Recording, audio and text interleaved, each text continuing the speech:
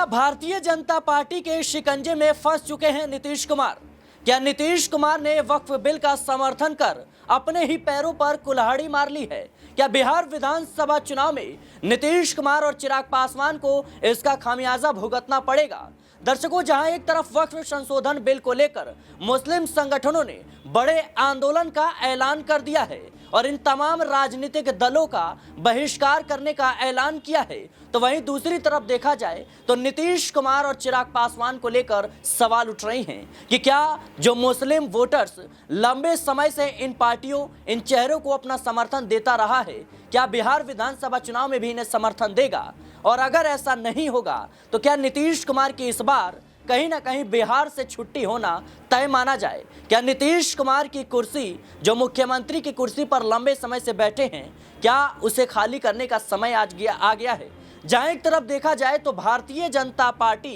एक अलग रणनीति के तहत बिहार विधानसभा चुनाव में उतरना चाहती है और कहीं ना कहीं जिस तरीके से वक्फ संशोधन बिल पेश करने से पहले गृह मंत्री अमित शाह चिराग पासवान और नीतीश कुमार से गुप्त मुलाकात करते हैं, बिहार दौरे पर जाते हैं और वक्फ संशोधन बिल पर समर्थन देने के लिए राजी कर लेते हैं, ऐसे में बड़ा सवाल यह है कि क्या जो जेडीयू और एलजेपी-आर का जो एक कह सकते हैं विचारधारा है, उसको लेकर सवाल उठ रहे हैं। मेरे साथ इस मुद्दे पर बातचीत करने के लिए नाज़मीन मौजूद है। नाज़मीन, जिस तरीके से देखा जाए तो जेडीयू में ही अलग अलग तरह की बयानबाजी हो रही है, जहां भरे संसद में नीतीश माफ कीजिएगा लल्लन सिंह कह देते हैं कि ये वक्फ संशोधन बिल का हम समर्थन करते हैं। दूसरी तरफ जेडीयू के ही कई ऐसे नेता हैं जो कहीं ना कहीं इस बिल के खिलाफ नजर आ रहे हैं और वो कह रहे हैं कि नीतीश कुमार से ऐसी उम्मीद नहीं थी। क्या लगता है आपको कि कहीं ना कहीं नीतीश कुमार ने बड़ी गलती कर दी है? एक तो उनकी पार्टी में फूट पड़ती हुई नजर आएगी, दूसरी तरफ जो मुस्लिम वोटर्स है वो कहीं ना कहीं किसी और पार्टी का रुख करते हुए नजर आएंगे। देखिए, नीतीश कुमार को लेकर ये कहा जाता रहा है विपक्ष से कि वो अस्वस्थ हैं। नीतीश कुमार बिहार में अब ऐसी हरकतें करते हुए नजर आ रहे हैं जो उम्मीद किसी को नहीं थी और यही बात है कि नीतीश कुमार के बेटे निशांत कुमार को लॉन्च करने का जिक्र होने लगा और हाल ही में नीतीश कुमार ने वक्फ संशोधन विधेयक को लेकर 3 अपनी बड़ी शर्तें बीजेपी के सामने रखी कि राज्य सरकार का मामला जमीन से जुड़ जाता है और जमीन में केंद्र सरकार दखल अंदाजी नहीं कर सकता है और ना ही नया कानून इस पर लागू किया जा सकता है। वहीं जो रजिस्टर जमीनें हैं, संपत्तियां हैं, उन पर भी नया कानून लागू नहीं होगा। जो रजिस्टर हैं ज़मीनें, जो संपत्तियां रजिस्टर ना भी हों, उन पर अगर मस्जिद मदरसे बने हुए हैं उन पर बुलडोज़र नहीं चलाया जाएगा। शर्तें रखे हुए मात्र एक ही दिन बीता था और लोकसभा में नीतीश कुमार की पार्टी के जरिए उसे समर्थन दे दिया जाता है। तो इससे सवाल तो लाजमी होंगे कि खड़े हो रहे हैं कि आखिरकार जेडीयू पार्टी मुसलमानों के साथ है या मुसलमानों के साथ नहीं है। जहां एक तरफ उनके हित की बात करते हुए चिराग पासवान, नीतीश कुमार, चंद्रबाबू नायडू उनकी संपत्ति की रक्षा की बात करते हैं, तो दूसरी तरफ संपत्ति छीनने को लेकर संसद में वोट कर देते हैं। 288 के करीब लोकसभा में सांसदों द्वारा सहमति इस बिल पर जता दी। लेकिन मेरा सवाल ये है कि जिस तरीके से चिराग पासवान हो या फिर नीतीश कुमार हो, जब एनडीए की सरकार बनी थी उस वक्त कई ऐसे मुद्दे थे जिसको लेकर ये दोनों ही चेहरे, ये दोनों ही पार्टियों के लोग कहीं ना कहीं बीजेपी की खिलाफत कर रहे थे। जाहिर सी बात है कि चाहे वो बिहार को विशेष राज्य का दर्जा हो, आरक्षण को लेकर के हो या फिर और भी तमाम मुद्दों को लेकर के, चाहे वो योगी सरकार का फरमान हो कि भाई दुकानों के आगे नेम प्लेट लगाइए, और अभी जिस तरीके से सड़कों पर नमाज पढ़ने से मनाही की गई उसके खिलाफ कहीं ना कहीं चिराग पासवान खुले मंच से कह देते हैं कि ये सब फालतू की बातें हैं। क्या लगता है आपको कि इसी बड़ी वजह से गृह मंत्री अमित शाह को बिहार रवाना होना पड़ा? देखिए, यहाँ बिल्कुल आप कह सकते हैं चिराग पासवान, नीतीश कुमार, जयंत चौधरी, ऐसे बड़े चेहरे, ऐसे दल एनडीए के निकलकर सामने आए जो बीजेपी के साथ गठबंधन में हैं, लेकिन बीजेपी के ही फैसलों के खिलाफ उतरते हुए नजर आए। अब नीतीश कुमार जहां बीजेपी से दूरियां बढ़ा रहे थे, ललन सिंह जैसे बड़े चेहरे नीतीश कुमार के बिना अमित शाह से मुलाकात कराते हैं वक्फ संशोधन विधेयक को लेकर। नीतीश कुमार के बिना ललन सिंह सम्राट चौधरी के साथ मिलकर पुलिस अधिकारियों की बैठक लेते हुए नजर आते हैं, जिसका हक ललन सिंह को नहीं होता है। तो आप देखिए, नीतीश कुमार तो कोई ऐसे फैसलों में बीजेपी से दूर नजर आए, लेकिन उनके ही सहयोगी या उनकी ही पार्टी के बड़े चेहरे बीजेपी को साथ दे रहे थे, बीजेपी का साथ दे रहे थे।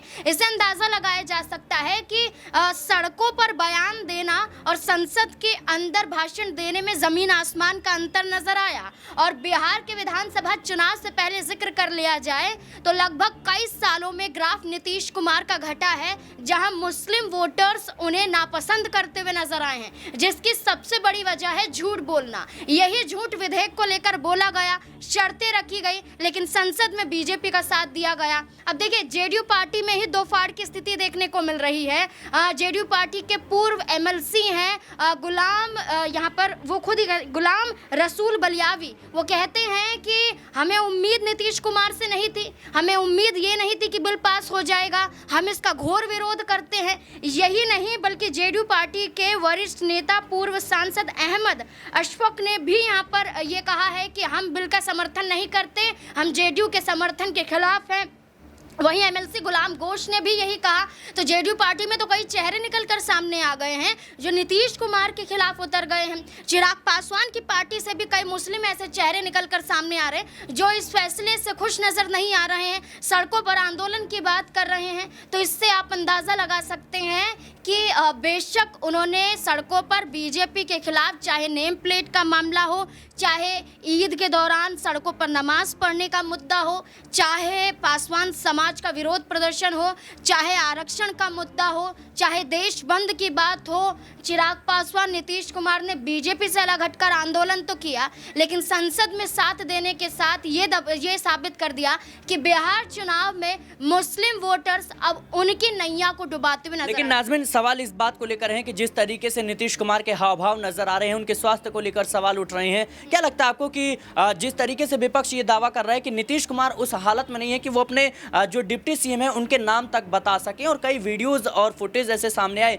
जिसके बाद बिहार की सियासत में कहीं ना कहीं हड़कंप मच गया। लेकिन जिस तरीके से बातें चल रही हैं कि लल्लन सिंह और नीतीश कुमार के बीच 36 का आंकड़ा है, क्या लगता है आपको नीतीश कुमार ने हामी भरी होगी? क्योंकि जब लल्लन सिंह ने वक्फ संशोधन बिल का समर्थन किया था उस वक्त नीतीश कुमार नाराज नजर आ रहे थे, और उसके अगले ही दिन ऐलान कर देते हैं कि भाई वक्फ बोर्ड की जमीनों पर जो है मदरसों और मस्जिदों का निर्माण करवाया जाएगा। तो क्या लगता है आपको कि जेडीयू जो है वो कहीं ना कहीं बीजेपी के इशारे पर काम कर रही है? देखिए, विपक्ष ने ये कहा था कि नीतीश कुमार की पार्टी, खासतौर पर तेजस्वी यादव ने कहा था कि हाईजैक हो गई है, नीतीश कुमार अब काम करने लायक रहे नहीं हैं। नीतीश कुमार जहां राष्ट्रगान का अपमान कर देते हैं, जहां महिलाओं के कपड़े पर अभद्र टिप्पणी करते हुए नजर आते हैं, जहां महिलाओं के लिए अपशब्द का इस्तेमाल करते हुए देखे जाते हैं, जहां राबड़ी देवी को सदन के अंदर ये कहते हैं कि आपकी औकात क्या है, ये सारा कुछ लालू प्रसाद यादव का किया हुआ है, आपने किया ही क्या है, आपका वजूद क्या है। तो आप समझ सकते हैं कि वो मुख्यमंत्री जो श्रद्धांजलि सभा में जाता है और अपने ही नेताओं पर फूल बरसाता हुआ दिखाई देता है, तो मानसिक स्थिति कहीं ना कहीं बिगड़ती हुई नजर आ रही है, ऐसा विपक्ष का कहना है। और ये जो कई तस्वीरें, कई वीडियो सामने आ रहे हैं, इससे अंदाजा भी यही लगाया जा रहा है कि क्या उम्र बढ़ने के कारण नीतीश कुमार के मानसिक संतुलन पर भी असर पड़ रहा है, विपक्ष का जो आरोप है। साथ ही साथ नीतीश कुमार जो फैसला लेते हैं उससे विपरीत उनके कई सांसद खड़े हो जाते हैं, संजय झा, ललन सिंह जैसे बड़े चेहरे। मैंने अभी पहले ही जिक्र किया कि